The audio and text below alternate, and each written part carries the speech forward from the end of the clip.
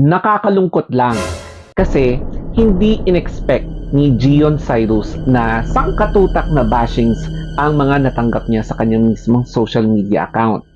Naging contestant kasi si Gion Cyrus bilang isang impersonator ni Stel sa SB19 na P-pop group dito sa Pilipinas.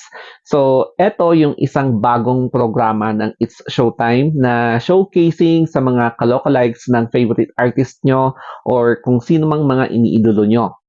However, nagbigay siya ng statement kasi hindi niya inaasahan yung mga pambabatikos laban sa kanya na gusto lang naman niya na ipamalas ang kanyang talento and syempre super fan niya or super fan siya ni Stel.